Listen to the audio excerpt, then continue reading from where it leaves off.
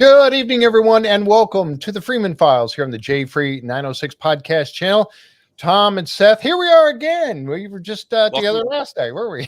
Hello. Welcome to the second Wednesday of this week. Yeah, the second Wednesday of this week. Well, thank you, folks, for joining us here tonight. We've got a special show for you here. I do want to say a couple things before we get started, and one of those is that if you like the content of the show we do here for you tonight, we appreciate that you would give us a thumbs up, give us a like, and if you haven't already, we'd also like to ask if you would consider subscribing to the channel.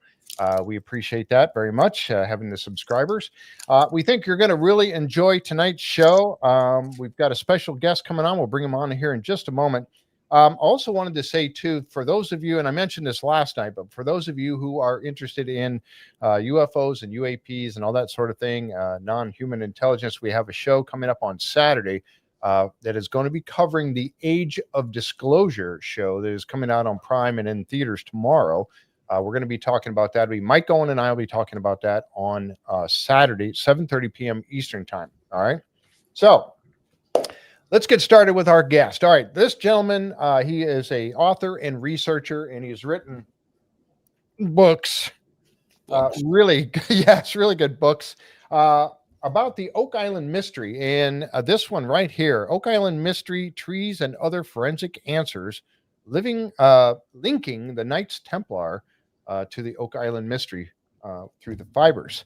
And it's really, really good stuff. And I tell you what, you're in for a treat. And as I say about this particular podcast, I like to learn. I like to learn about new things that are coming out and finding out about these mysteries.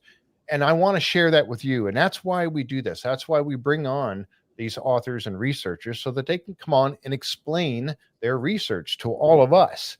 And we get to learn. So hopefully you won't be hearing too much of me talking tonight.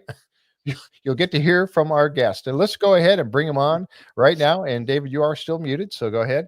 But please welcome Mr. David Neisen. How you doing, sir? I'm doing great. And you? Oh, fantastic. I've been looking forward to this one for a while now, I can tell you. Prepare to learn about fiber. There you go. There's Jake already hollering at us. My mother always stressed the importance of fiber. So that's right. Yeah. A key component. There are a lot of people who think I've gone overboard on the fiber. So, you know, I don't think that's possible. I don't know. I'm getting pretty big. So maybe. Well, let me ask you this as we get started here, David. You've got some interesting, I'd like, most everybody's talking about their theory about the who, what, why, where, when, and how, the different people that might be involved in Oak Island and all of that.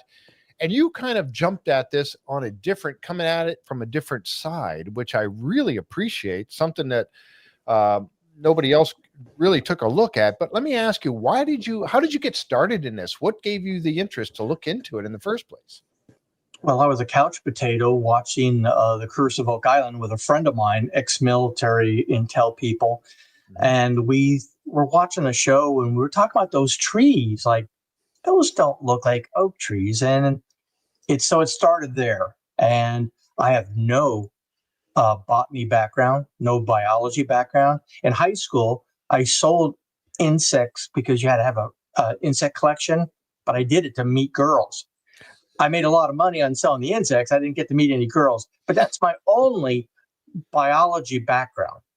So when I got into this, I had to learn what is an oak tree, what is a tree versus a plant, and I think that helped me not have a bias as I went down this road. Mm-hmm. Also, I didn't want to pop my head up into the theory world. Mm-hmm. You know, you get shot doing that. No one's going to care about the plant or the red clover or how much dirt was in the hole. And so I just thought that I had 19 questions that I wanted to answer. And that's what was the genesis of the book. And in volumes 1 and 2, we answer 16 of those questions. Wow. So volume 3 was now to switch to the coconut fiber, which you can say until after the show. Then you can't say that anymore. It has to be date palm fiber. Yeah, that's the thing. That's the thing that got me too. And you started off talking about the trees, and that would be the canopy trees that they were talking about, canopy oaks and that sort of thing.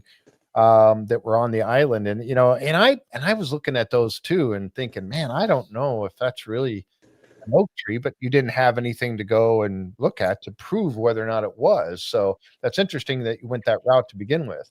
We found a picture, and that changed everything, because I was going to go with Corian Mall with his thinking of it. It was a certain pine that's in Tomar, Portugal.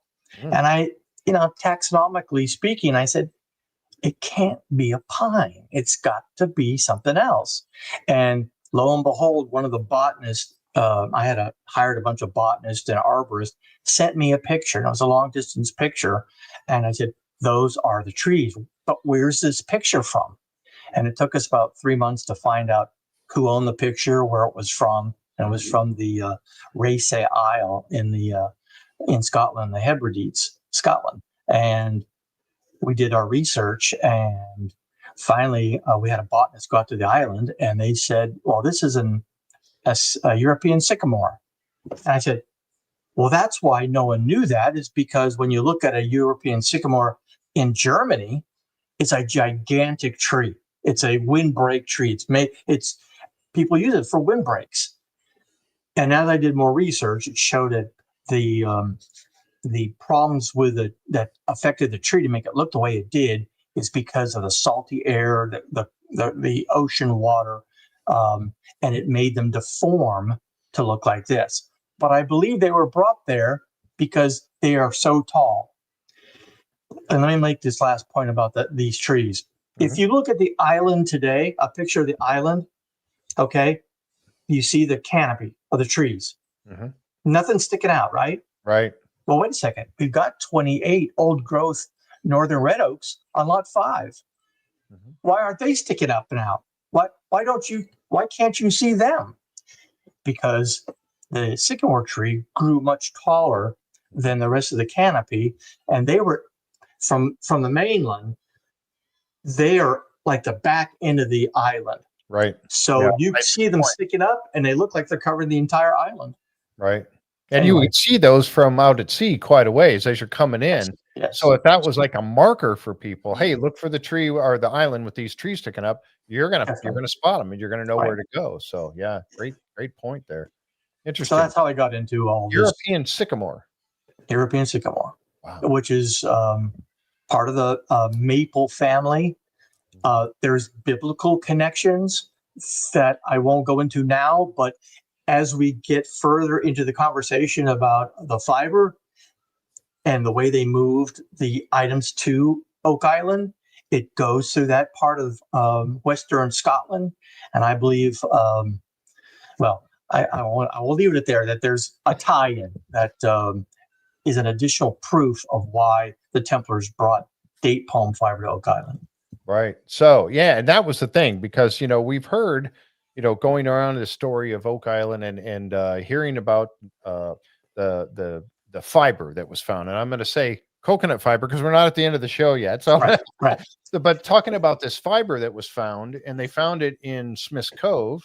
And then we see on the story, when they're talking about Oak Island, and we get the repeating of different things, and they show all this fiber that was put down to cover or screen out the dirt and whatnot in Smith's Cove to block the dirt from getting into the flood tunnels. And then it was also found on one of the layers, I think the sixth layer platform.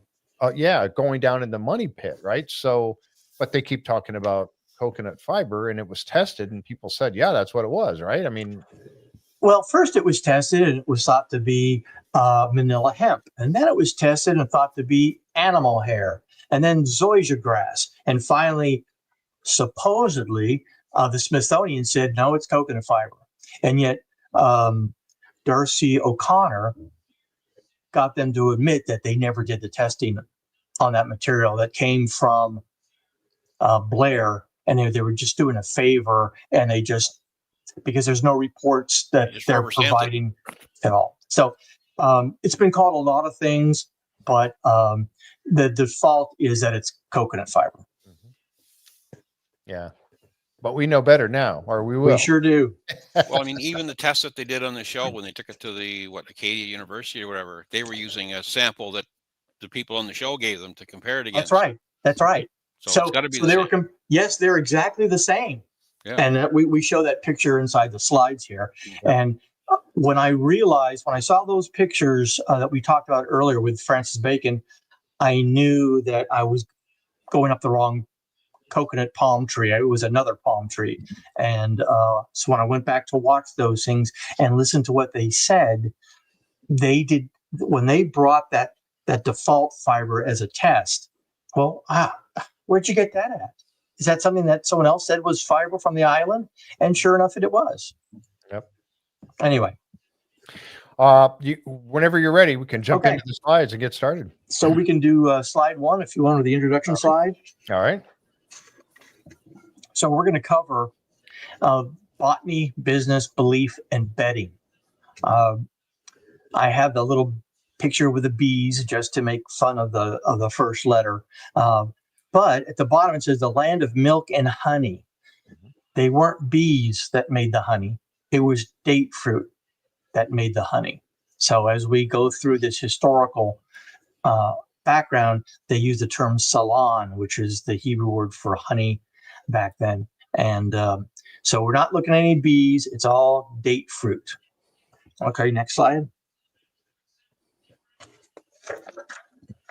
So one of the first things I'd like to get across to the audience, I have a name for you. You're the premium portal people. So that's what I'll refer you to. But Okay. What I want to get across to the viewers is the volume of coconut or date palm fiber that was extracted from Oak Island. And I've only used 2 sources. That's the Money Pit and the Smith's Cove, quote, filtration center. There have been finds of other fiber by, for example, the Restalls, what they dug up, and they dug up quite a bit amount, but I can't validate what that volume was other than some anecdotal information. So I'm just going with the size of the Money Pit, the size of the filtration system, the recorded thickness of the fiber.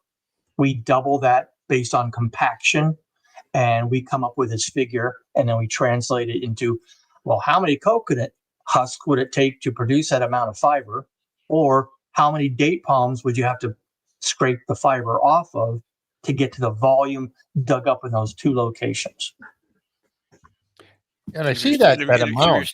If you're still trying to imagine it, 407 cubic feet is, of all things, a Gerhardt dump truck load of coconut fiber. And they actually, there is documentation that they actually said that they had stacked the fiber on the beach, and finally they had to bring in a dump truck to haul it away. Now, wow. I will tell you that Blair was wrong when he told somebody that it was 2 feet of coconut fiber at the filtration system. And I believe what had happened is that whoever typed up that letter typed up a 1 apostrophe versus 2 apostrophe, and that's what confused them. So they read, instead of 2 inches, they read it as 2 feet, and he relayed that to other people. So, all right. Next slide. Okay. I wanted to point out the differences so people can understand what's the difference. We have the coconut palm, and you can see both the coconut with the actual seed, which is the white thing in the center. That's what you like to eat. And then you see below it what the actual husk is that covers that seed and protects it. It's that husk that people in India steep and baste and chemically reduce it to that nice, neat little pile on the left-hand side there. On the date palm tree, it's not the fruit, but as most of you people have seen a palm tree of any kind, and you can see the fiber that grows between the fronds or the branches. Right. This is called the mesh sheath trunk fiber. Some people call it leaf fiber, but that's the fiber we're talking about. And when you take it off the tree immediately, the bottom 2 pictures there show you how it looks like it's been woven already. It's almost like a Brillo pad, if you will. But once it's cleaned, it looks like that nice little pile, similar to the coconut core fiber. And you see the hand there. That's an Oak Island image off of Curse of Oak Island of them holding up what they found. And I only show that there because what is curious is that during the conversation about of the searchers, they say, we found the rind of a coconut and fiber. They always talk about a rind. Well, what do you mean a rind? Do you mean the husk? No. I think if you're looking over on the right-hand side, I think that and some of the pieces off of some of the dead cut-off pieces, I think that's what they saw. And they figured that, well, that's a rind. No, it's not. It's a part of the trimmed frond off the date palm. So that's the only thing that I really don't have an answer to is why do they keep calling this a rind? Because the coconut is a shell. There is no rind for the fiber to be attached to. Does that make sense? Yes, it does. Yep. Thank you. Okay. Next. This is the crux of the whole issue. SEM imagery, scanned electron microscopy, is what you've seen on that episode you talked about earlier about Acadia University. Mm-hmm. This is where scientists with very high magnification, they'll cut that fiber and look at it endwise. And you'll see on the coconut palm, there's a hole in the middle. And that's called a lacuna. All those other little holes are called lumen. And you look at the date palm, you have the lumen, but there is no lacuna. And down below, I have two other images of coconut palm and 2 images of date palm to show you that this is not a one-off. The other part about the coconut palm, the lacuna is what makes it float. The other plant fibers don't float because they don't have that gigantic, relatively speaking, a large air mass in the center of the fiber. Right. And so that's why the coconut fiber rope floats, whereas the others don't. Interesting. So this is based up, and remember, I haven't actually physically tested the Oak Island fiber. I've gathered the information about the coconut fiber and the date palm fiber and compare them. And some of the scientists that I've contacted have looked at those images that we're going to look at next again and said that, well, it's definitely not coconut fiber. It could be date palm fiber. And you'll see on the next slide a few other fibers it could possibly be, but it was so decayed that they really can't tell. All right. Next. All right. So on the left-hand side is part of the Woods Hole Oceanographic Institute draft report, 151 pages. And I use this. There's 2 pages of these images, but this one is easier for the audience to see. On the left-hand side, you have the fiber that shows a lacuna. See the hole? Mm-hmm. So I got the real little green lines going to the hole. That fiber was supplied by a herbarium that the Woods Hole Oceanographic Institute got of known coconut fiber. The fiber on the right, where it's red, it says Oak Island sample, that came from Oak Island. And what don't you see? Yeah. A lacuna. Lacuna. Yep. Now, this little wedge on the one side is when you cut it, sometimes it kind of rips, like you'll see over here in the blue. So it doesn't mean that, there was a big lacuna over there. No, the fiber just tore when they cut it in half. But there is no lacuna on that sample that came from Oak Island during 1996 investigation. On the right-hand side, episode 2 of season 1, they found fiber down at Smith's Cove. They ran off to Acadia University. They saw the same biologist who looked at if you remember what he was on there when they looked at the oak acorns, a little leaf that was found that Lee Lamb showed the group that supposedly Restall found in one of the holes that he dug into. He's the same scientist. So what he did here, he took a picture of the fiber that they brought as a sample, like this is coconut fiber, and the new test sample that they dug up. And you have the two split, you have the two images, and then he puts them together to show how similar they look. Well, he's right. They're identical. And that's because they're the same fiber, and it's not coconut fiber. Wow. So now on the bottom slide on the sample, you see a tear, okay? Mhm. Whereas right above it, there is no tear. And Right. again, this happens when they try to splice it to give you an end cut or just to maneuver it in these images. On the other side, it looks like it was almost ripped apart, that the fiber on the inside is like stretched out a little bit. And again, that's typical of a cut. Next slide.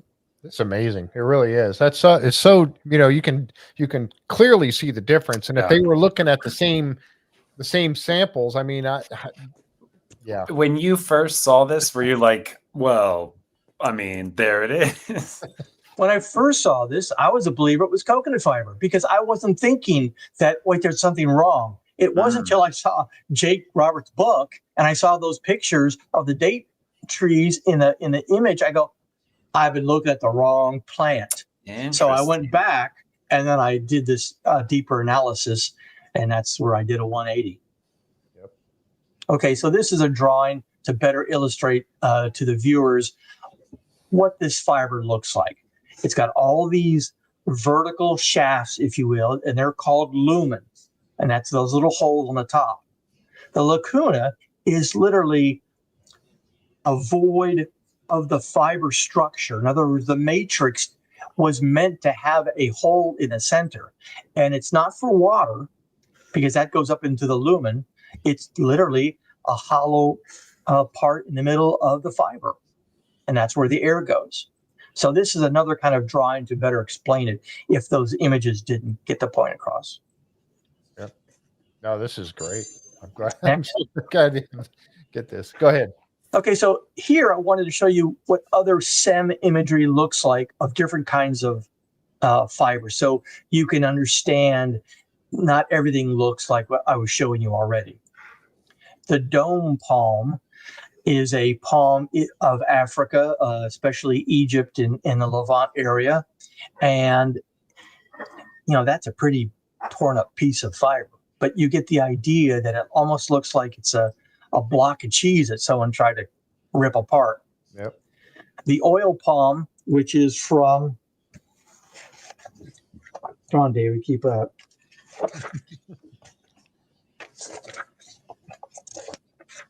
The oil palm is from West and Southwest Africa. They have much smaller lumen. You could see just like a peppering of little holes and no lacuna. The raffia palm, which is not really a palm in the first place, and it's from Africa and South America. So the images, the dark image you see there, are believed to be tears. So when they cut it and they soak it in a solvent so that it takes a better picture, sometimes that the material actually dissolves from the chemicals that they use, so you get those little holes that would normally look like the rest of the darker area, almost like a piece of meat with a fat on the outside. Yeah. The sugar palm, you can see there's nothing there. It looks like a wad of putty or whatever. Let's go down to the next eelgrass. I showed that, so you know that when we're talking fiber, and I know Doug Kroll has mentioned the fact that, well, there was all kinds of fiber on the island. Yes, that's true. But that eelgrass doesn't look anything like the foreign fiber that was dug up.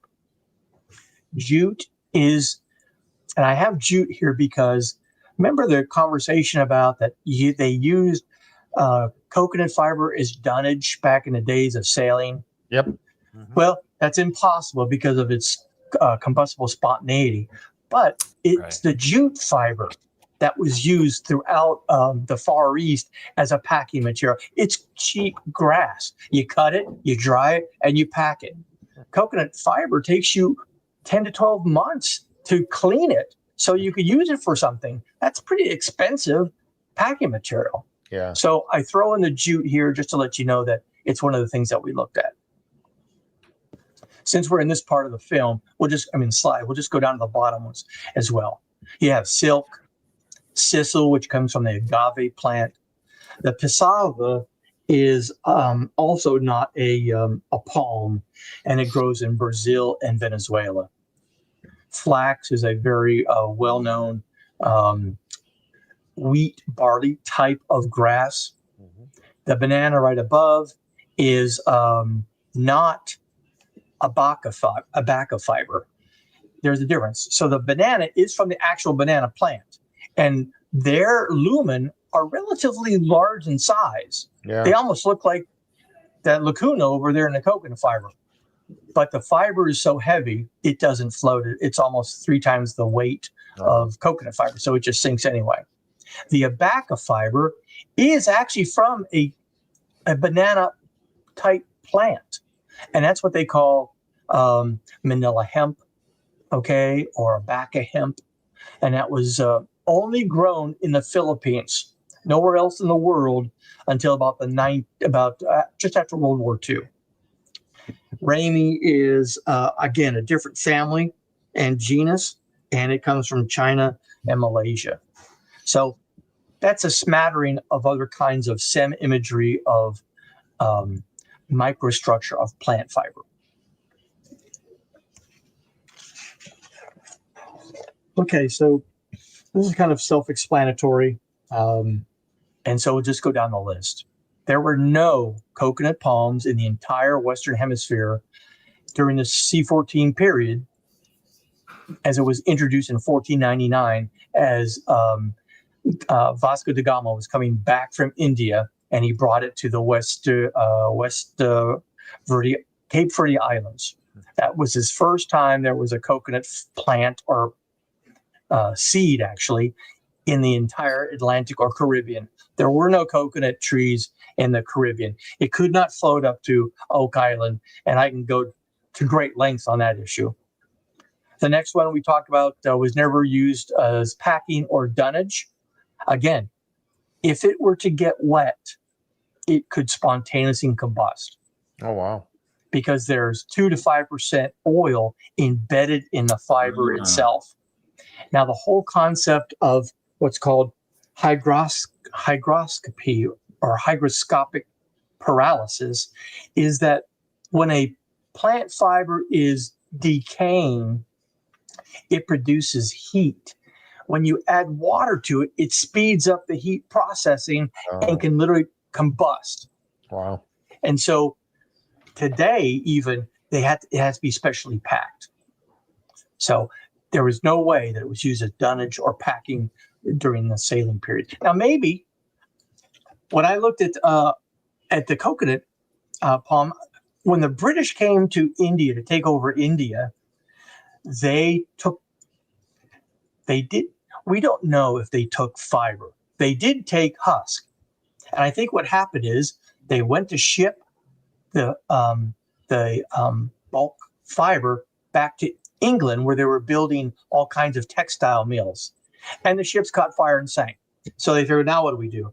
Why don't we just ship the husk? Remember the husk you saw without the coconut? Yep. Let's just ship that the way that is.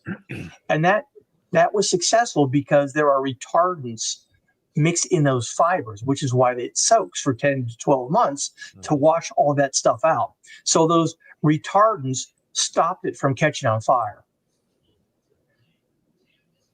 Can I read that again? Yep, bring that back up, Linda, if you would. So how come those core flower baskets don't catch fire in the rain? Because the core basket flowers that you buy at the nursery store have been washed and treated. It's not. So you find the coconut, you open up the husk, take out the coconut, enjoy that, take the husk, and you throw it in tropical salt water. It's got to be warm salt water, and they baste it. They sit it there in these like little ponds and pools, and they stir it and they flap at it, whatever, for 10 to 12 months.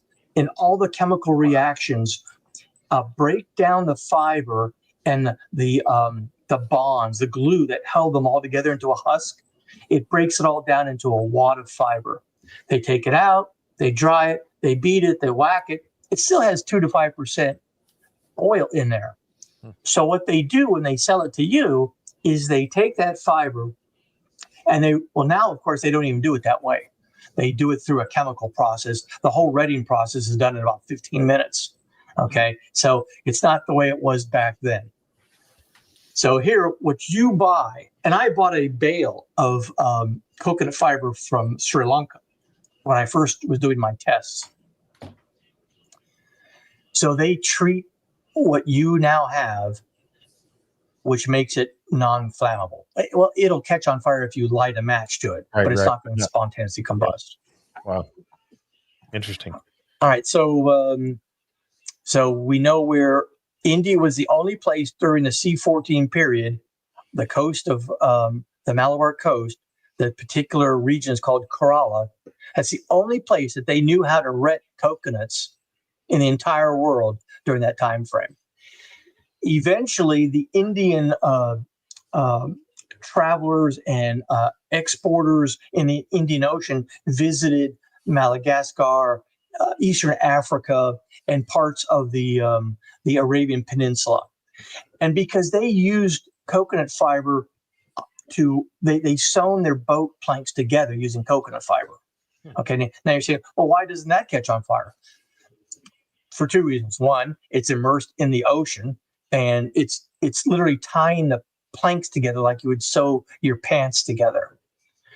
Well, anyway, they would take the coconuts and eat off them during their travels. They'd get to their location, and they would plant some coconut trees there to have fiber to fix their boats when they went back. But the Romans would not let them into the Red Sea area or past the Horn of Africa because, well, actually, the Romans didn't realize this, but the Arabs had a program where they would stop the Indian providers. They would reboard onto the material would go back onto the materials, the wood, the ivory, the things that India was selling to the Romans. They'd put it on Arab ships. So then the Arab ships would go up the Red Sea and around the Horn of Africa and sell it to the Romans. Like, yeah, okay, at a great markup. So the Arabs would not let the Indians into the region so they could then resell it as be the middleman to the Romans. And so no coconut trees were ever found north of the Horn of Africa, up to the Mediterranean, up the Persian Gulf, in the only on the very coastline, the Indian Ocean coastline of the Arabian Peninsula, was one location where they grew enough coconuts that they could have, if someone wanted to buy them, sell the fiber. But they used the fiber for the Indians to fix their boats going back. And you know what, to be quite honest with you, there could have been 1 million coconut trees all over the Mediterranean basin, but it's not coconut fiber.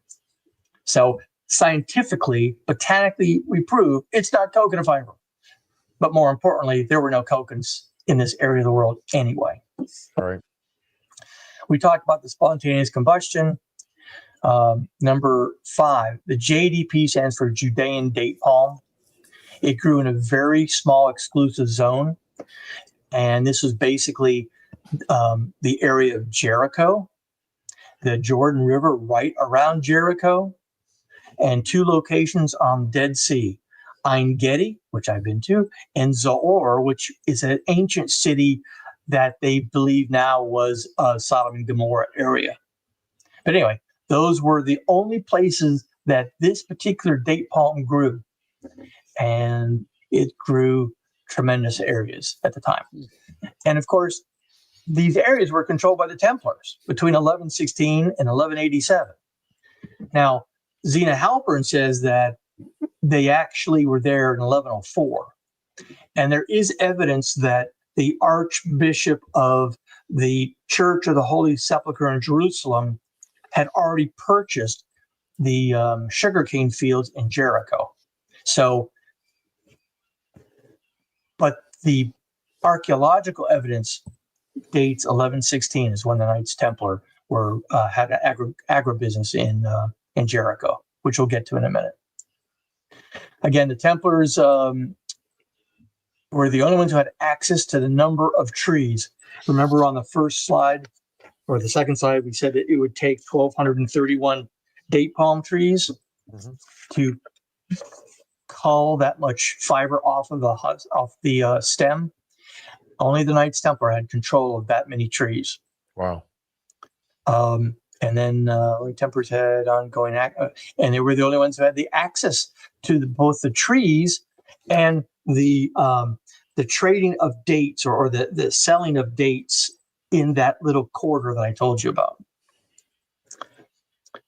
Okay, so the Knights Templar ran this agribusiness of taking sugar cane. Well, that's the next slide. So before, what I'll simply say is that all these date palm trees died out. They went extinct by 1442, but they extirpated, which means that there were so few that you couldn't find one by 1330, and yet the Crusaders and the chroniclers who were in the Holy Land during that time frame, they said they couldn't find them as early as 1221. So the Knights Templar left in 1187, and within that 40-year window, there weren't enough trees to fill this order of date palm fiber for Oak Island. Wow. And then again, the last one is the lacuna. There's not a lacuna in the date palm fiber. There's not a lacuna in the fiber from Oak Island. So it's not coconut fiber.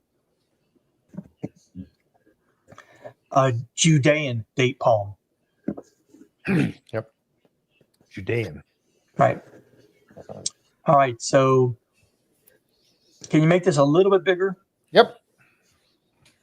So the first picture on the left at the top, the little red dots, are all of the sugarcane processing operations run by the various Crusaders during the Crusade period. The second one is one of the watchtowers built by the Templars. If you look in the upper right-hand corner of that black and white picture, right where you're doing that, now go over to the next picture. Okay? And now go down where that dark area is right in the center. That's the same spot. So this cross is hiding the view of that Templar tower. And this is St. George's that the Crusaders rebuilt in 1179. And this is the road, the pathway that leads from Jerusalem down to Jericho. All right, let's zoom back out.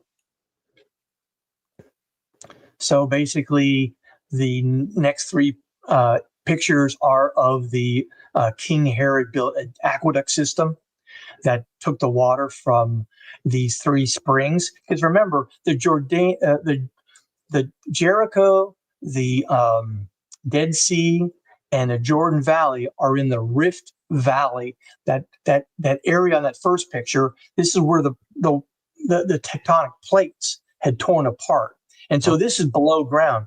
Jericho is 1,400 feet below sea level. Wow. Okay, this is the lowest place on the planet below sea level. So there's not a lot of water there. So Herod found that there were three springs from the mountains, and they gather the water and they use them for all these plantations. And they have, back to the 5th century BC. All right, so it just goes to show you them. Okay, last are the bottom pictures. So on the left, you have an actual aerial view of the processing mills in Jericho. They're the best preserved of all the processing mills. There are 3 of them. It was water powered, so it produced not only the sugarcane into sugar, but also that took the date fruit and through the exact same process made it into honey or salon. Now this gets important when we go to the last slide. Okay. You ready? Okay. This is a sugar mold. Now I spell it 2 different ways because different scientists spell it differently, but that's a sugar mold.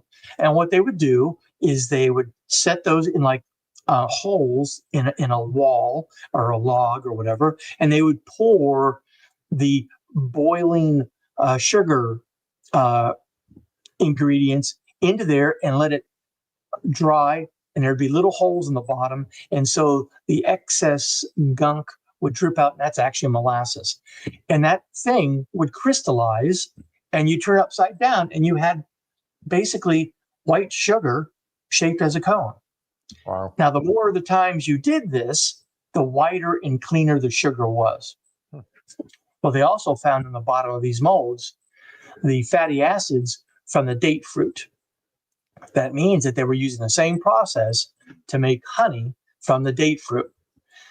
Also, that particular shape of the mold tells the archaeologist, well, was this a Mamluk period sugar mold, or a Arabic period sugar mold, or a Crusader period sugar mold? And by the modifications caused by the Knights Templar and the Knights Hospitaller, they could tell not only who made that mold, but because they looked at the petrology, which is what was it made out of, they determined that, well, it was made from soils right there in the area. So it wasn't like Italy had built all these sugar molds and were shipping them to the Crusaders, and that's what they used. They knew exactly that these were Templar-made or Hospitaller-made molds at this one location because the materials used in that construct. So we now have, the archaeologists have a time frame and a location as to where these were used, these different molds. And that's how we know that the Knights Templar, besides just doing sugarcane, were also harvesting the date fruit off of the date palms. And they grew above the sugarcane, but we'll see that picture. I think it's coming up. All right.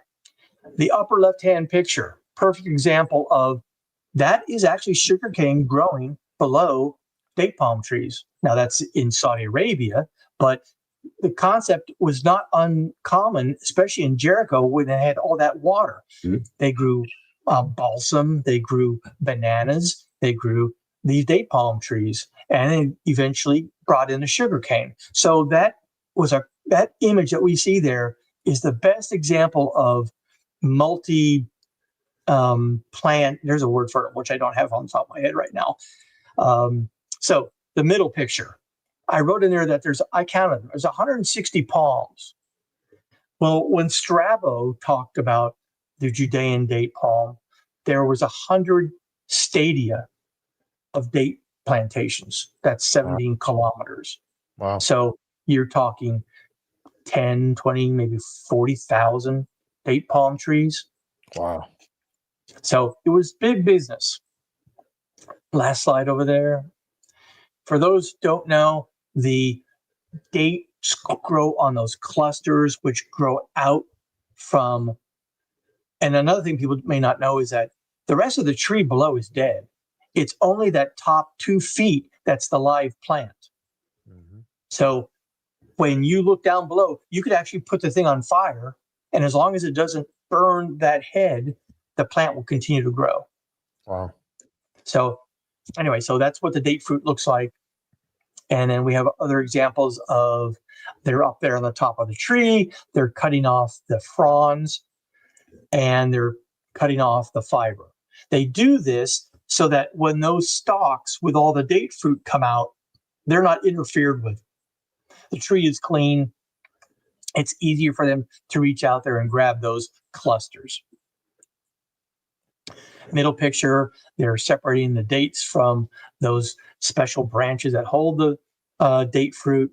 The guy over on the right-hand side, he's sorting them out. And down below we have, so on the left-hand side, this is a modern picture, but basically the process is the same. That big brown gunk is the sugar, and they take it. Now he's filling up a metal can, and that's probably just molasses. But like in the middle picture here, they take it and then pour it in those sugar molds, let it dry, let it crystallize, and then pop out the sugar.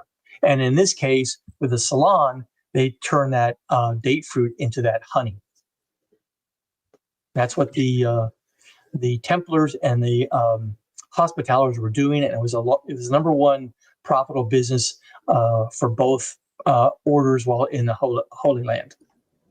I seen Barbara had a question. Linda, you want to pop that one back up there real quick, and then we'll go to the next slide. There's that milk and honey again. Yep. Yeah. Would the Templars would have picked up this process from the Cistercians? No. When they got to Jericho, the business was already there. It wasn't a very big business because it took a lot of money, and the people of the area didn't have a lot of money. And they took it over. They realized what it was. They fixed the Herodian era aqueducts and irrigation systems, and they built 3 new processing water-powered processing malls. They were making a killing. So they didn't pick it up from the Cistercians. They may have then, through their own networks, sent it to the Cistercians in all the different commanderies in Europe and sold it. Now, the Hospitallers, they didn't sell their sugar. They use it as medicine for all the people they were taking care of in the hospitals, the leper colonies, and they just believed that it had medicinal power. So most of the sugar that the Knights Hospitaller used went for the people in the Holy Land. But the Templars, they sold that sugar as fast as they could. And we know that the Templars became very, very wealthy in a lot of different ways. A lot of people look at the Templars, they were just a bunch of soldiers. No, they were businessmen. Yeah. And we don't even, I never heard this before. I knew of their farming in Europe, in France, and things like that, but I had no idea there were 43 different processing mills in the Holy Land. This is big money. Now, they eventually moved the operation to Crete, when they got kicked out of the Holy Land. Yeah, the Templars were, in fact, big-time farmers for sure. Yeah. Agriculture was not new to them. Yeah. As well as being, builders and everything else. So, All right, next slide. Mm-hmm. Okay, so we'll go with this one slide. Mm-hmm. Okay. And we'll go with both. We'll just knock it out of the park real quick. All right. So my whole thesis is that all this date palm stuff has religious symbology. And it goes all the way back to pre-dynastic Egypt, and also about 3,500 BC in the Sumer, Akkadian, and Assyrian cultures. Imagine, this is a good time to say this, imagine you're either an Egyptian on the delta area of the Nile, or you're on the Tigris River, and there are hundreds of thousands of date palms. And what would you do on your plantation? You would take, at the bottom of this date palm would be a new palmette. Some of you may have seen a sago, and they call them pups, where there's like a new little plant at the bottom. Well, the same thing with the date palm. You'd break them off and you'd replant them, and it's a clone of the mother tree. That means that if it's a female, it'll grow the exact same dates. So what they did way back then is they piled up the dirt into a mound, and that mound was called a ben-ben. And then they would let the water in from the Nile during the Great Inundation, and they would inundate the entire plantation with water, except the date palms weren't being drowned out because they were on top of their own little island, if you will. Well, during the creation period of Egyptian culture, the ben-ben becomes the sacred mound, and the palm tree itself is where the blue heron, or the I can't remember its name now, but anyway, this is where the gods start to be identified: Osiris, Isis, Hathor, etc. And the date palm was worshipped. Also, people thought that the fronds actually went up. Keep in mind, these trees were 80 feet tall. So they thought that the fronds were reaching up at night to the cosmos and getting knowledge from the stars and bringing it down to Nut, who's the goddess of the underground. And this is what they thought. And so the date palm was their conduit, if you will. And it's been revered ever since. And different names, different leaders, different parts of it. The benben evolves further on its own right. Yes, and that will very good point. The benben becomes the top of the pyramids. That's a benben stone. And the top of an obelisk. That's a benben stone.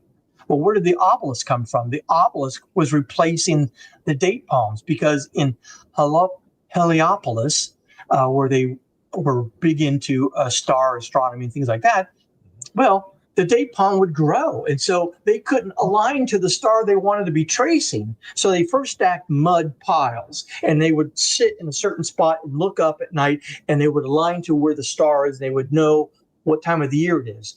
Eventually, the obelisk was created to do the same thing. Wow. A permanent fixture, if you will, like a sundial that you look up there, and that's where Venus is, or that's where the star is. And that's how that started with a benben. As far as the stem or the pole, that's exactly where the Asherah pole and the maypole eventually turn into. And we'll talk about that another day because that's a completely new topic that I want. Yeah, we're going to have a part 2 on this coming up here in the future, for sure. All right. So what else do we have? Okay, so getting back to that real quickly, why did the Knights Templar, why did they want this fiber? Well, as you see in the center, that's an image of what the Solomon Temple looked like. And you can see all the date palms carved along the walls. That was on all 4 sides. Now you've got the cherubs in between, and they also had filigree. Some Bibles call it ropes. Some Bibles call it chain. Well, what did that represent? That represented the fiber on the date palm tree, because it was part of the worship tree, and that fiber was used for a lot of things. So the Templars, in learning about all this stuff, became more and more enamored with the date palm and all of its products. And when they decided they're going to go build a new Jerusalem, what are we going to take? Well, there's no menorahs, or maybe we've already got some menorahs. There's no date palms that we can take. There's nothing left except the date palm fiber from the Judean date palm, which was the only date fruit that was good enough to go into the temple as a first fruit offering. So there's a lot of history there. Now let's back out a little bit more. Yep. So we have images of Asherah. You have a little statuette. You have this plate that's broken up, and you see these caprids. Caprids are these goats that live in the Holy Land, and they're eating off of a Asherah pole. And it looks like a date palm stem. And look at the bottom. There's a benben it's sitting on top of. And so when you see, especially in the Assyrian world, the base of that date palm tree is going to have, like it has in this picture right next to it, a platform that it's on, or a sacred mound. And so you'll see that throughout. Now, what is that palm tree? Well, that's actually Asherah. She is the palm tree. And her hands, one hand is holding that litany of beneficial items, and the other one, she's actually pouring something into the mouths of what was there on that part of that image that is long gone. So this goes to show you how much Asherah and the date palm were one and the same. Yeah, she's holding something with this hand right here. Exactly. She's holding the benefits of, that's right. Okay, now the last picture, a little graphic, but it gets you the idea. So here's Asherah. She's now wearing what the Egyptians would say is an Egyptian Isis hairdo. She has babies feeding off of her breast. She has down on her legs caprids feeding off of date palm trees. And a little circle is your benben stone or your sacred mound. And of course, she's holding open her vulva because This is a fertility goddess. Mm-hmm. And this is about the time. This is about the time that the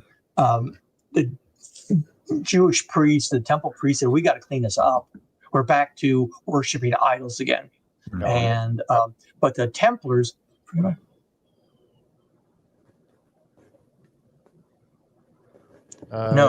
Oh, okay. Good. The Indians they sold it to the Arabs, who were basically controlling trade in the Indian Ocean, and the Arabs introduced it first to Egypt in 710 AD, and then to the rest of the Fertile Crescent. And it just so happened we're having a crusade, and so all of a sudden you got a bunch of Europeans there, and they're really, what the hell is this? Mm-hmm. And they take over these estates because they're the victors. Wow. This is it. This kind of blows me away right here. Seeing this right here, like you have put all this together. It all ties together. Every bit of it, all from the And let me tell you, I have maybe 200 of these images. Wow. On different pottery, from the Mycenaeans to the Libyans. This was not a one and done thing. The date palm is revered in 4 of the 5 largest religions today. We're steeped in the history of the date palm. Wow. Now, I'm not saying that's the same in China, because they have a different palm or a different plant. Mm-hmm. And as this grew into Europe, well, they didn't have any date palms. So what did they do? They put in a oak tree, or they put in a willow tree, and they continued the Norse, the Druid, the Gypsy. They modified this fertility goddess to fit their agricultural environment. Wow. All right, next. Okay, so in this last book, I ran our data. I compiled it into a what called a complex question. I think it was 8 pages long, and it had resources, it had references, it had pictures, and I asked 3 different AI systems, what do you say about this? And so here we have the overall probability that the Templars reached Oak Island pre-Columbus. And you could see the different colors, and the text matches the color. So the blue here belongs to ChatGPT, the red to Perplexity, and the green to Grok 4. And I'm amazed at the spread of these probabilities. I could ask my neighbors and get probably just as accurate of a spread, even though the reasoning is similar. It's not Right. like one is saying this and one is saying that. No, it's just that they weigh them differently. Mm-hmm. So you want to go to the next one? Yep. Okay, probability the Templars transported coconut core fiber to Oak Island. Ooh, not very popular. Look at that now. That's not a big spread. They seem to all be in pretty close Yeah. agreement. Yeah. Yep. Wow. And by the way, folks, we're going to have all these slides. We're going to put them together. David has said we can go ahead and put them together on our Facebook group page. Oh, so great. if you want to examine this and read this in a little bit more detail later on, just go to our Facebook group page and we'll have them out there for you. Okay, next one.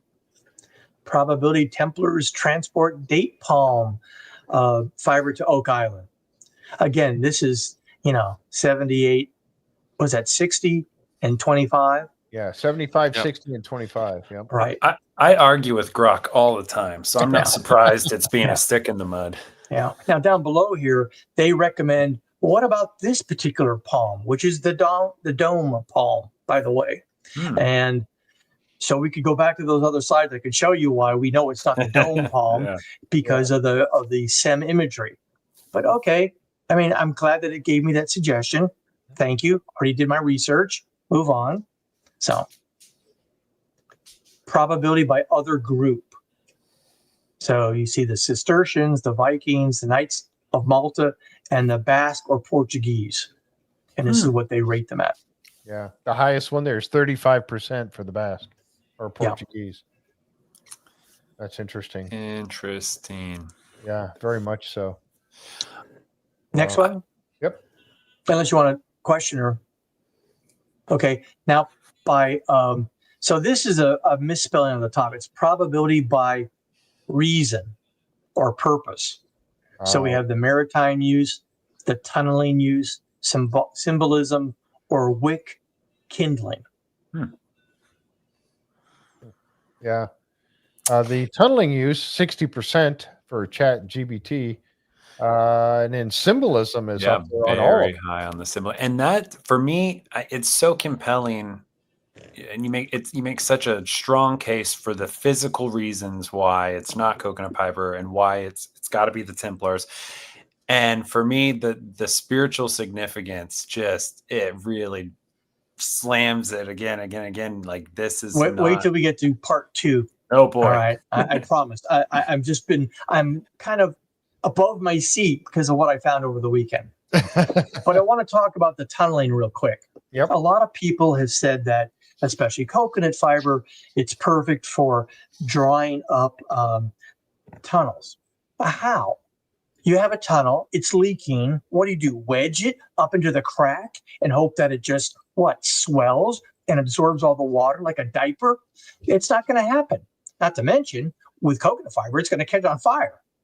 But date palm fiber doesn't have the absorbency as coconut fiber has.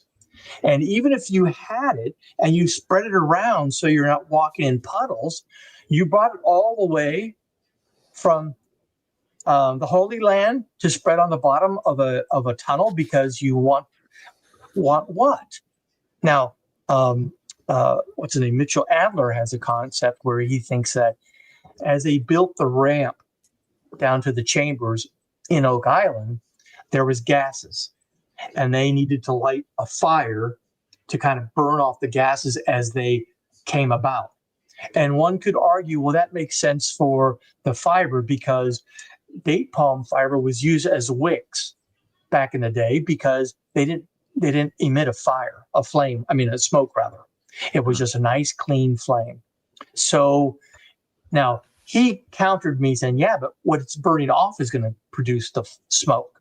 Okay, maybe the gases will do that. But if I was trying to think of a way that the fiber would help in a tunneling,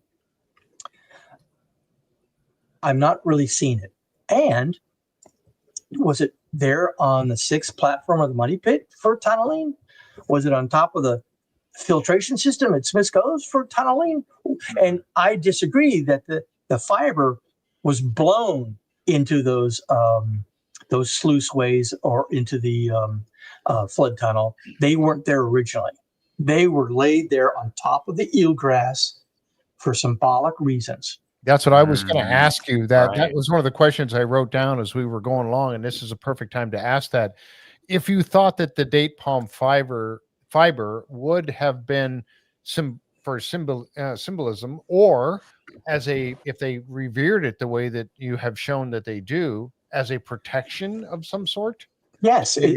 So think about it like during the Exodus when the Israelites left Egypt. What did they do? They smeared blood over their doorposts so the angel of death would pass over.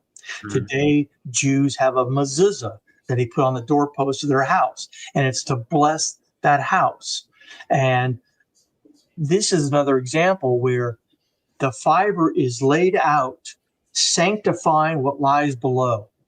Whatever is put down below there, this is to kind of indicate it's been blessed, it's revered, it's sanctified, and you're entering in a special area. No wonder they can't find it still. Well, I think that there's a third entrance that we haven't found yet. Yes. Based upon that picture from Francis Bacon with the 3 palm trees. Would they use it to transport sacred objects as well? Date palm fiber isn't very soft. It's not as bad as coconut fiber, which is the most rough, I guess, is to say. But Corey and Mall found out that supposedly the relics were packed in wool. Well, they had wool, they had sheep. Yeah. Why not pack it in wool? It's a whole lot nicer. Yeah. But then again, if you're the Templars and you've stolen all these things from underneath the Temple Mount and you're moving them out of town, why not cover it up in date palm fiber? People aren't going to say, what the hell is that? Why do you have 1.5 tons of wool? Yeah. Okay. Just a shipment of fiber going out. So it could have been that. But again, if they also took that much fiber and it was sacred to them, because they could have gone to Spain or to other places where there were other palm trees or any other plant. And a lot easier. You could have gone to Oak Island and done the same thing with either the eelgrass or the seaweed or the trees there on the island. Okay, so why did you, if you wanted that one date palm, that one specific plant in this one specific area that you controlled, and you found that there was religious reverence for it, is it really packing material or is it special? It's special. Yeah. But then again, I have to counter my answer to that with saying, well, they left it on Oak Island.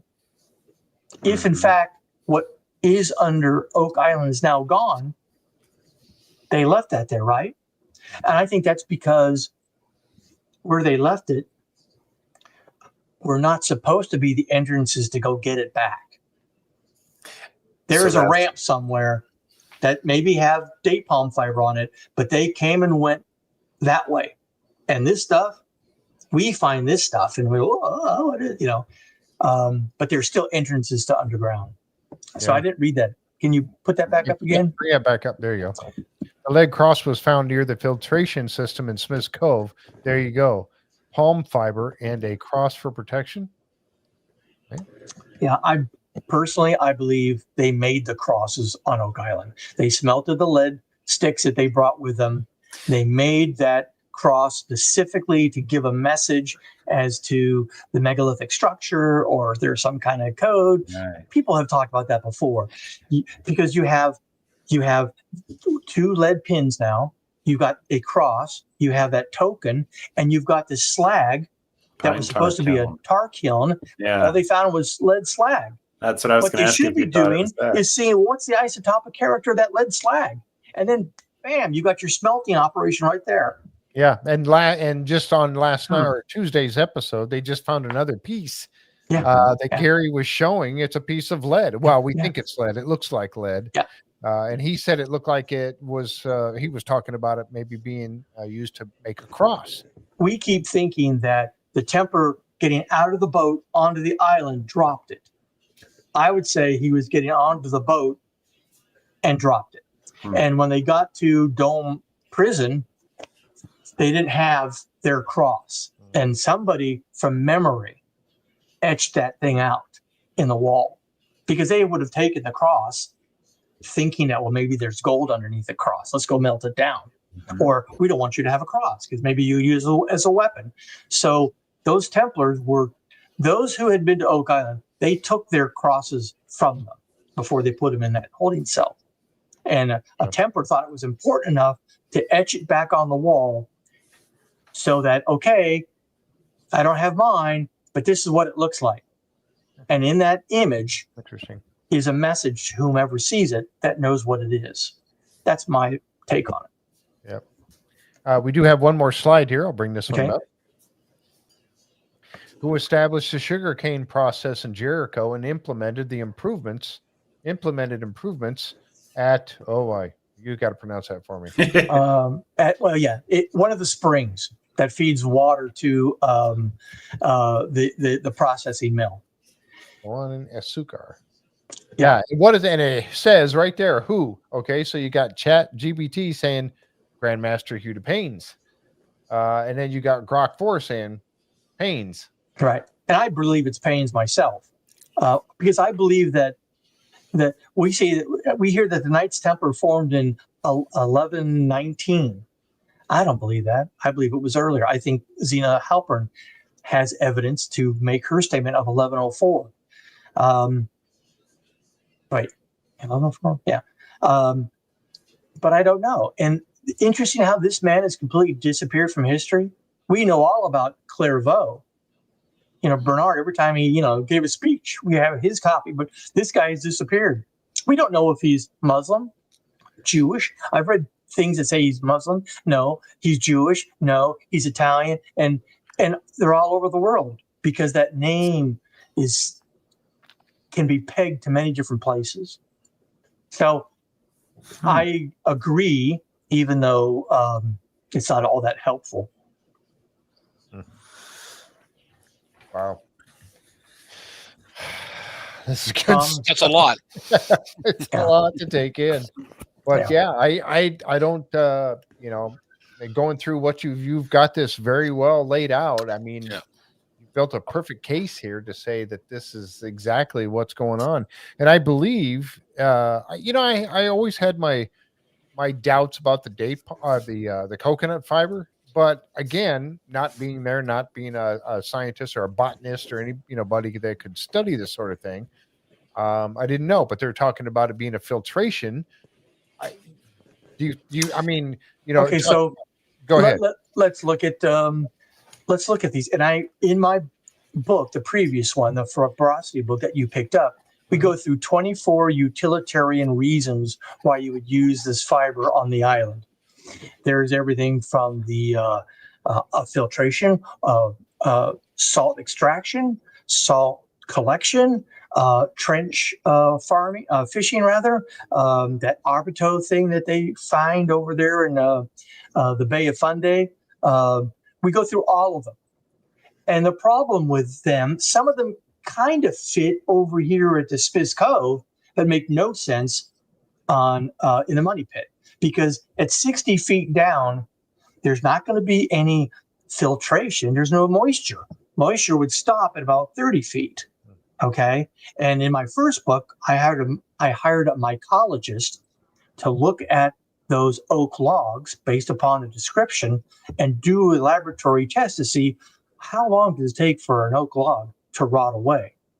And we were already told that when they got there, that they were rotted enough that you could break them with your hands. So their theory shows that it would take 420 years for 70% of the mass to rot away, and that would be probably the breaking point of those platforms. But so what did the fiber do on top of that? There's no filtering here, right? There's no, and then when you go over to the filtration system. Well, you're already on top of 8 inches of eelgrass. That's your filtration system. The fiber on top is, like I said, it's just a symbolic layer. Wow. Now, I do want to add one thing to this. Remember when Oak Island tested eelgrass that they found, and it dated to around 1462 or something like that? Yeah. And everybody was very upset because, how could this fiber, this eelgrass, be younger than the fiber on top of it? It doesn't make any sense. Well, yes, it does. When they get to the island and they construct this filtration system, the last part is putting the eelgrass on. Well, almost the last part. So what do? They gather the plant that's growing all around the island. Okay, they got it. They're laying it out. Good to go. We have now learned that there's something called blue carbon, and that the plants in the ocean are sucking up all this carbon that falls into the sea. And so if you take that live eelgrass that's floating around there, and then you kill it, and then you lay it down here, it has reabsorbed enough carbon in its matrix. It's going to take a whole lot longer to decompose. And so therefore, the radiocarbon dating is going to be skewed because there is so much carbon in that plant. Therefore, it's younger because not as much carbon is gone. You see how as it absorbs more carbon, and we based our radiocarbon dating on how much carbon is left, and that gives the wrong date. If I was on the island, I'd tell them, do you have that sample anywhere? Go check it now and let them factor in the blue carbon factor, because now that's the big study. Everyone knows how much these plants have absorbed, and that would be very curious to see if they match with the radiocarbon dating of the fibers from Oak Island. So we did not find any utilitarian or functional use of the fiber in both of the two locations. So they just... And having that much of it there. And getting back to the filtration system, like I said, I do not believe that the fiber ended up below the eelgrass, into the finger drains, and into the flood tunnel, except for because of the explosions. They did not pack it in there because even if you use steel wool in your sink, okay, and you put it in a drain and you get all kinds of crap in your sink, steel padding or whatever, it's going to clog up. It's not going to, it can only hold so much and it's going to clog up. So if you got it stuck in these little places, in a normal French drain, all it is rocks in a tunnel. So the water passes through the rocks. If you put fiber in there, you're creating the same problem you're trying to protect from. Right.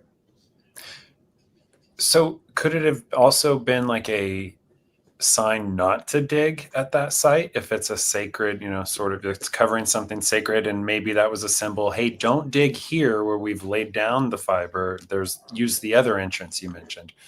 Well, you'd have to have gone down 60 feet in the money pit before you got that message. And you would have had to have done 3 feet of sand to get to that message. And I think that's I think when they find the third location, they'll find more fiber. And so they need to look for fiber. Yeah. I think there's enough experts now who have come up with measurements and determinations that it's got to be over here, got to be there. And which brings me up to, what are they doing on the island now in the northern part of the eastern drumlin? Why did they denude that part of the island? I mean, it's now bare dirt. I mean, are they going to look there for something? I think so. Yeah. It's a tunnel, right? Yeah. Tunnel with an entrance, and it'll take them straight to the treasure. You know what? I do believe there's a third entrance because I saw those 3 trees. Now, is it possible that it's the 3 Marys? Because I've read the Scott Walter journals and the Diane Muir journals, and though we all suspect that those people themselves may not be the most uppity up, it does validate the Cremona document. And if it validates a Cremona document where Ralph de Soudeley is sent in 1177 to go back to Hunter Mountain to go to the goddess temple to get those scrolls back and bring them back, well, then someone had to have made Oak Island before then. Right. I mean, Exactly. these journals go back to 1354 when Henry Sinclair is only 8 years old. And what does he say in the very first entry? I'm glad to be going to the Western Shores. My dad's been there 6 times before, and his grandfather's been there. Well, why have you been there before? Because you're doing what you're doing now. You're going to go check out, make sure no one's stolen anything. Even though the journals then talk about, in 1398, taking what's left of the Templar treasure and putting it over there. So I don't know if you've read the book, but there are sections that seem to not say much about Oak Island. But even in the run-up, they divide the team into X amount of Templars, whatever, and they go off to their different locations to check on the treasure or to add more to it. And each one is only 2 meters deep, except for one is 22 feet deep, according to these journals. So in one day, they go over to Oak Island and they come back at the end of the day and they did their thing. Well, so then the flood tunnels were already there and the money pit was already there.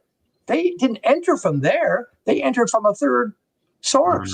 Yeah. Okay. Because the money pit was already refilled in. Yeah. So Good, Tom. Okay, yeah. So let me ask you this. Okay, is it possible that the fibers they found in Smith's Cove, and I agree they're probably not there as a filtration system itself, the eelgrass does that. Is it possible that those fibers were reused from another location? And the reason I ask you this is, in your book, you talk about those fibers when they find them in Smith's Cove, as the color is one that one would expect from being so dirty and stained from being at a deeper level on the island. And Okay. you bring up another part. Well, there's other islands. Mm-hmm.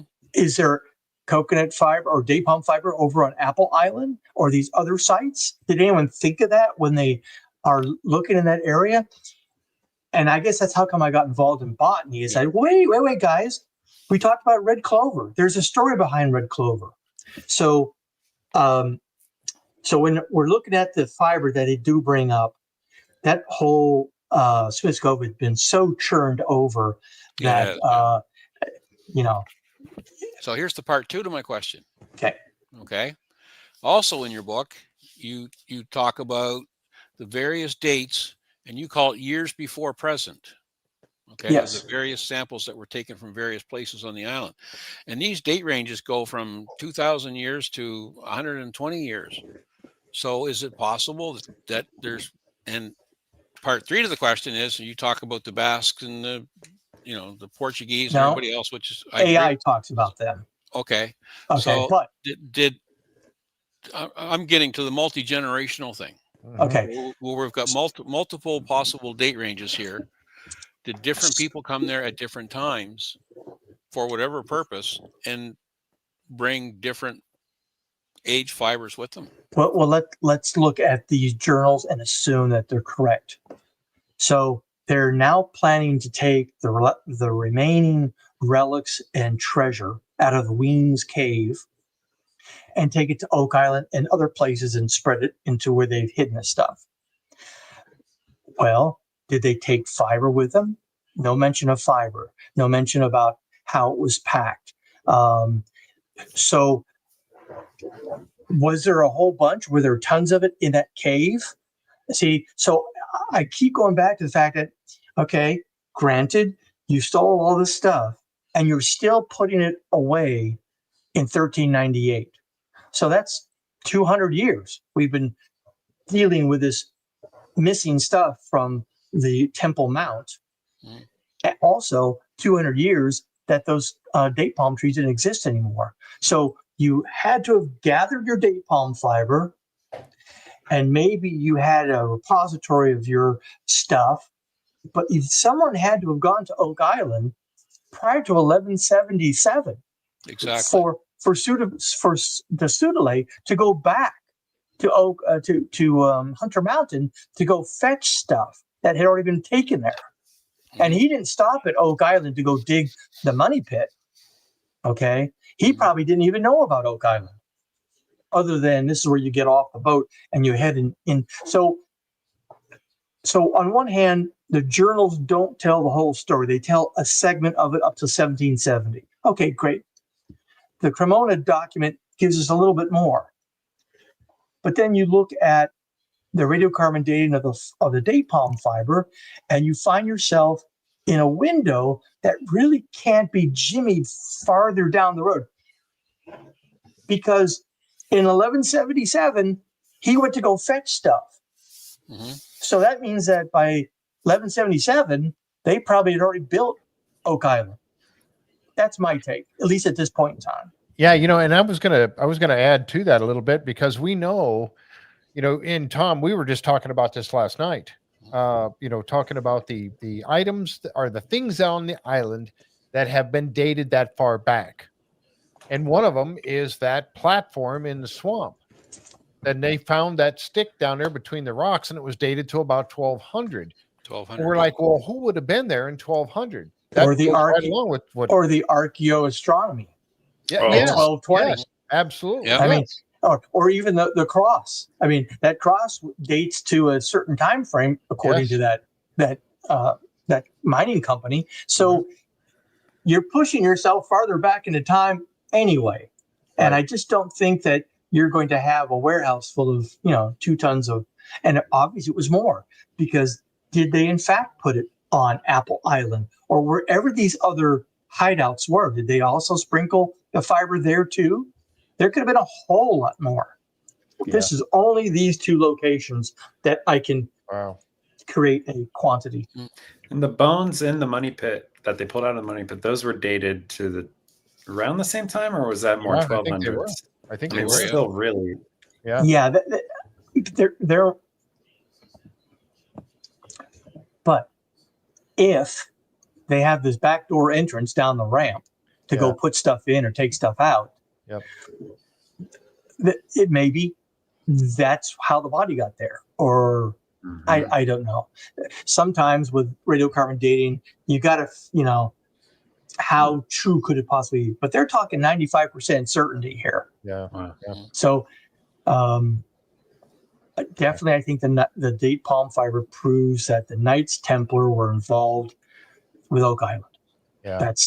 And there were underground constructs. This isn't all just a underground natural water movement, which could be there too. Yeah. But we have man-made constructs underground in Oak Island filled with date palm fiber, which only came from the Holy Land. Yeah. So what is it they say? They had the means, the motive, and the opportunity. Yeah. That's right. Right. Yeah. If there is a sacred object deposited only there, they wouldn't need more symbolic fiber for the other islands. Well, that's assuming that there aren't symbolic relics at these other sites. Yeah. That's true. There's only one stash. Yeah. Yeah, we're all into one stash because we can't go on any of the islands. Right. Yeah. Apple's they're not going to let, that's a privately owned, the whole thing. The journals. Oak Island was a pretty popular spot for some reason. And in Halifax Bay, there's another island in the Halifax Bay area that they talk exclusively about, or extensively rather, in these journals. So I'm just saying that who would have known to look for that fiber? Or because if you're George Mason and you're setting up some of your Freemason friends in 1770 to go get the stuff and bring it to Mason Island, you're going to be just digging. You're not going, date palm fiber. Yeah. Right. So, but wouldn't that be nice if they could find some of that stuff elsewhere? Yeah. But of the two sites that we're looking at, my assumption of a third, based on that picture from Samuel de Champlain / Francis Bacon. Yeah. So, and I'm going to tease that here in a minute too, because I've got it posted up here. I get it ready to go. I'm going to just tease it because I know that's going to have to wait for another show. Okay. But yeah, you got the picture. Yeah, I the do. Illustration. Okay. Yeah, I do. I actually got it out of your book. I scanned it. I put it on there. But I wanted to go back here for a minute because there's some people asked why Oak Island. Peaches and Sugar asked why Oak Island. So, I mean, I think we've kind of somewhat answered that question, but and then somebody else, Sharon, asked maybe more islands than Oak Island, question. Yeah. I mean, according to the journal, they came back to look at multiple sites to see if they've been disturbed and to then put more of this treasure that was stored in Ween's cave underneath Ween's castle to spread it into these different island sites. And even I think their one site was in the middle of Minnesota. So they weren't all islands, but we're just Oak Island centric. Yeah, absolutely. Because that's the one place we can look. Right. I mean, yeah. So, I mean, there's been, and you look at now, again, we go to what Marty always says, Zena Halpern's map, if true, points right to Apple Island. Right. And has, they call it a date. I personally don't think it's a date because it's written out all the way. Doesn't the Taurus constellation also include Apple Island? Yes. So there's a dot. We can't go there because we can't go off the island. Maybe if we had a big, gigantic, the metal pylons, way out to Apple Island, and we could say we're just doing driving caissons in. Yeah. Caisson all the way. So anyone else have a question for us before we wrap this up? Out there in the chat, and I'm going to tease this real quick. This is going to have to be another time, but folks, again, these books from David Neisen are available on Amazon.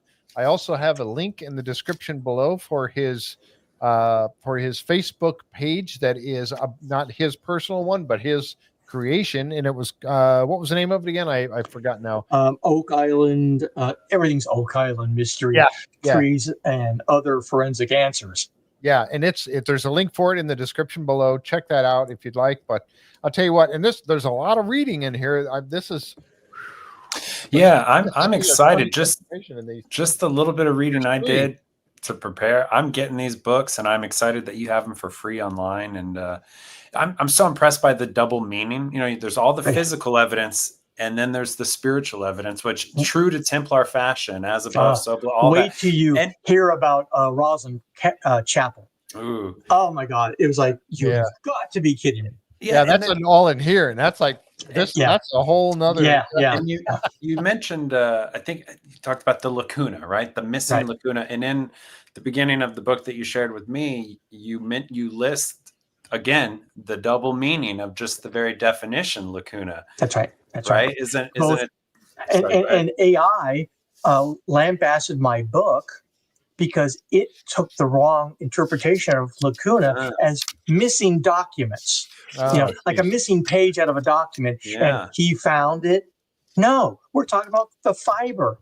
But even that, and the research of the Templars, most of this documentation about their sugarcane profits and things like that is, you have to read the church's logs to find out who owned what and when and what did they do with the money to know that there was even the Templars there, until they dug in the ground and found evidence of it that way.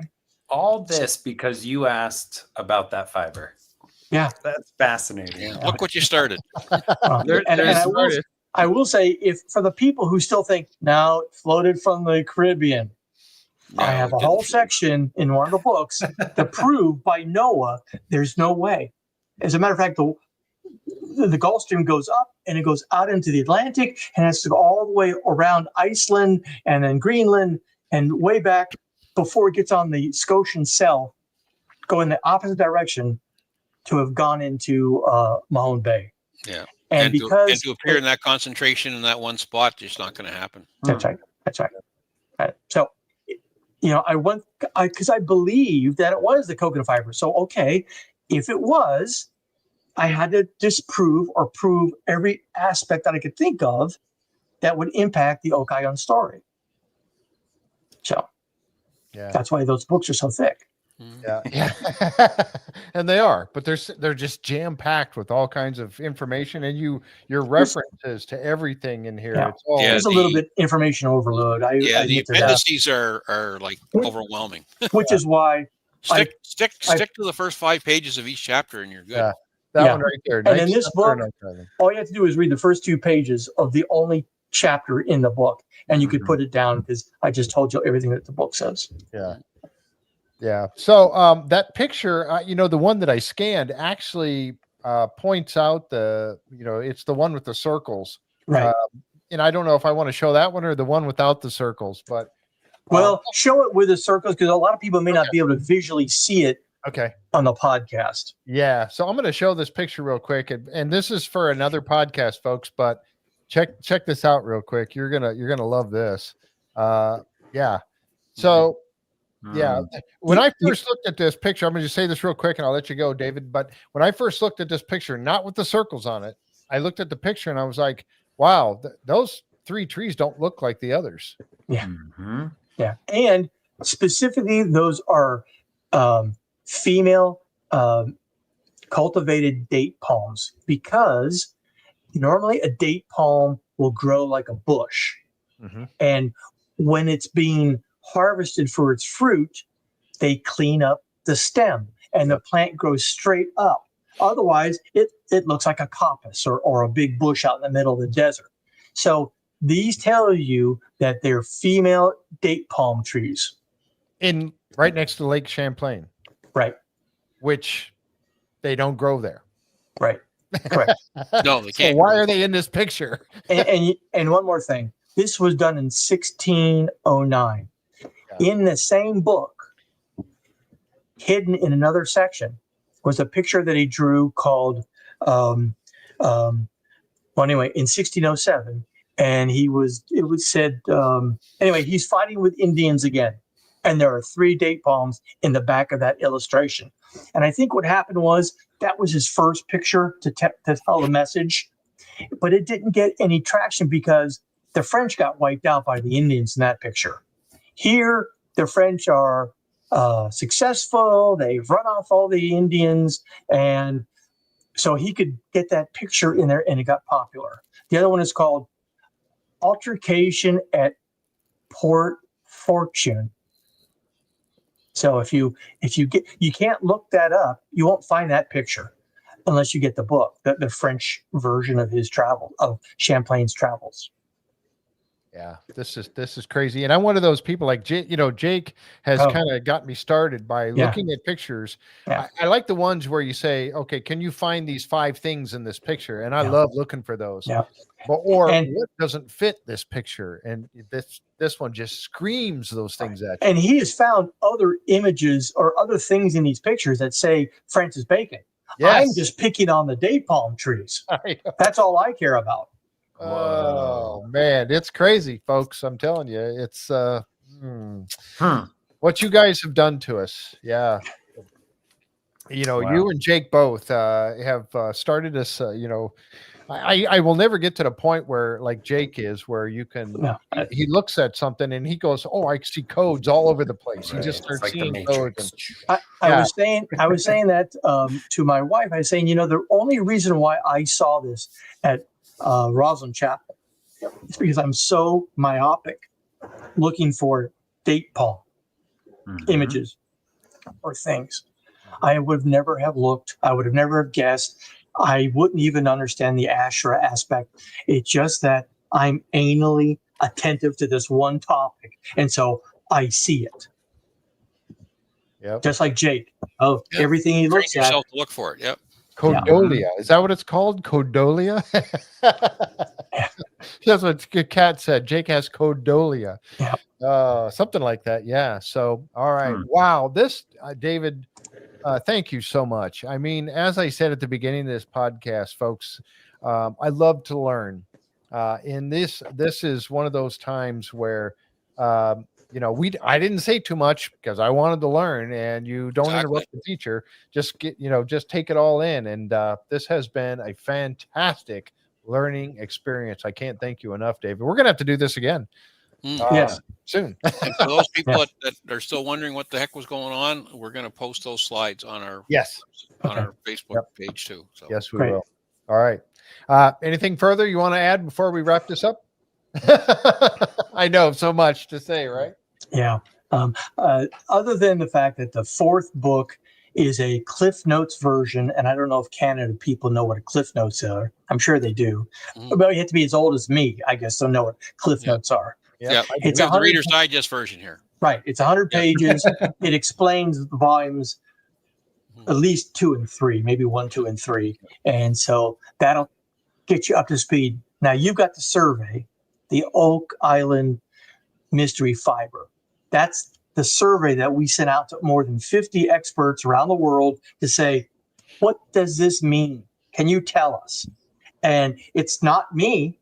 It's their response that got me to go look at this and look at that and think about this and think about that. So my not having a background in biology and botany is probably the best thing. Yeah, probably so. Wow.